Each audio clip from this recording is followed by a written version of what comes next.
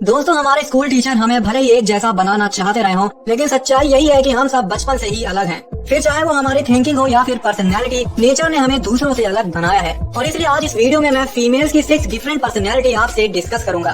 हालांकि वो जो फीमेल्स के लिए कोई सोशियो सेक्सुअल हायरार्की तो नहीं बनाए, लेकिन कई साइकोलॉजिस्ट बिहेवियर और एटीट्यूड को बेस मान के फीमेल्स पर्सनैलिटी को 6 पार्ट में डिवाइड किए हैं, जो कि alpha, beta, delta, gamma, omega और सिग्मा फीमेल है। इस वीडियो को शुरू करने से पहले मेरी एक रिक्वेस्ट है कि जल्दबाजी में आके अपनी पर्सनैलिटी डिसाइड मत करिएगा। इस वीडियो को पूरा देखने के बाद ही किसी कंक्लूजन पे आइएगा।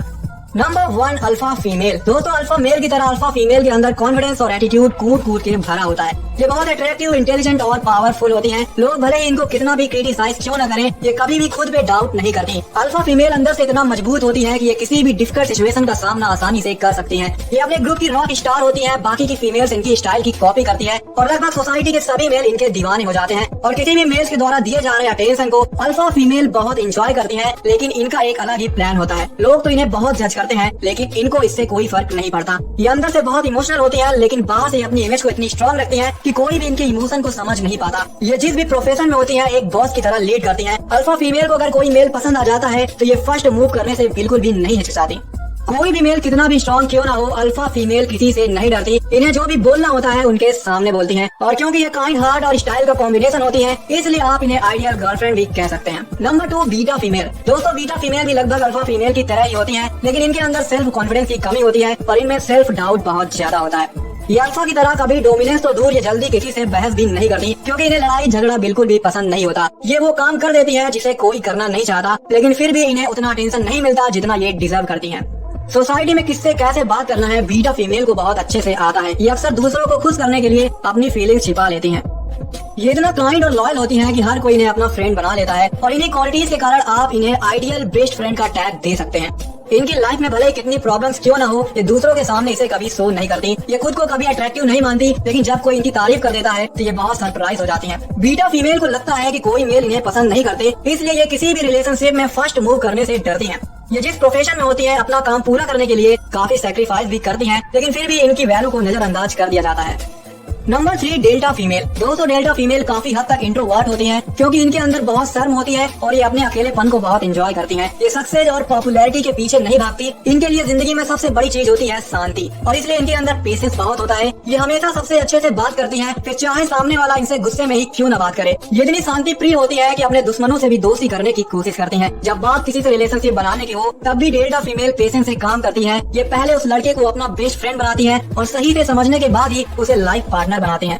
और डेल्टा फीमेल अपने लाइफ पार्टनर के आसपास जब भी किसी दूसरी वुमेन को देखती हैं, तो ये काफी नर्वस हो जाती हैं। जल्दबाजी और जल्दी, ये 2 शब्द इनकी डिक्शनरी में नहीं होते। ये जिस प्रोफेशन में काम करती हैं, वहाँ इनको थोड़ा स्लो माना जाता है, क्योंकि इनका नेचर बहुत रिलैक्स होता है।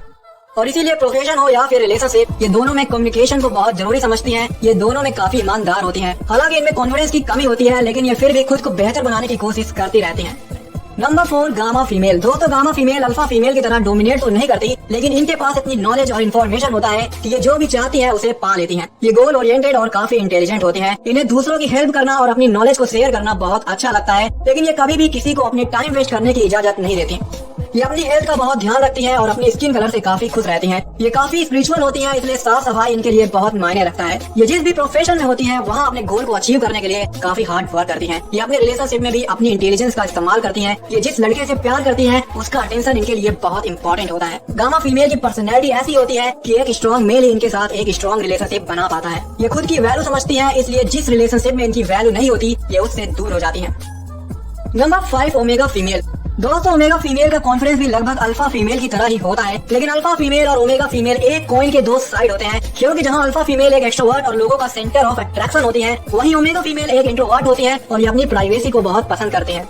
जहाँ बाकी की फीमेल्स अल्फा फीमेल बनने की कोशिश करती हैं, वहीं ओमेगा फीमेल जैसी हैं उसी में खुश रहती हैं। इन्हें अनजान लोगों के बीच रहने से कहीं ज्यादा अकेले में रीडिंग करना या वीडियो गेम खेलना पसंद होता है। ये खुद के साथ साथ दूसरों के इमोशन को अच्छे से समझ पाती हैं, लेकिन कभी कभी ये बहुत ज्यादा सेंसिटिव हो जाती हैं। ओमेगा फीमेल की लाइफ में जब वो नहीं होता जो ये चाहती हैं, तो ये काफी निराश हो जाती हैं और अंदर से टूट जाती हैं। बिना कहे ये आपकी कभी हेल्प नहीं कर सकती, क्योंकि ये अक्सर अपने धुन में रहती हैं और इनके रूम में सामान आपको कभी सही से रखे नहीं मिलेंगे। इनफैक्ट ये थोड़ा आलसी होती हैं और इसलिए इन्हें दूसरों से आगे निकलने की कोई जल्दी नहीं होती। इन्हें लोगों को खुश करने का कोई शौक नहीं होता और इसलिए लोग इनके बारे में क्या सोचते हैं ये बात इन्हें बिल्कुल भी परेशान नहीं करती। ओमेगा फीमेल को ग्रुप में काम करना बिल्कुल भी पसंद नहीं होता। ये जिस भी प्रोफेशन में होती है वहाँ अपने काम को अकेले ही फिनिश करती है। किसी भी रिलेशनशिप में ये अपनी खुशियों को सबसे ऊपर रखती है और ये अपने पार्टनर को बहुत क्यूट लगती है क्योंकि इनका दिल एक बच्चे जैसा होता है। Number 6 sigma female. Alpha female की तरह सिग्मा फीमेल को भी लोगों का अटेंशन मिलता है लेकिन ये कभी इसे एंजॉय नहीं करती क्योंकि ओमेगा फीमेल की तरह इनकी एक अलग दुनिया होती है। ये बहुत ज्यादा मिस्टीरियस होती है। इन्हें समझ पाना मुश्किल ही नहीं बल्कि नामुमकिन है।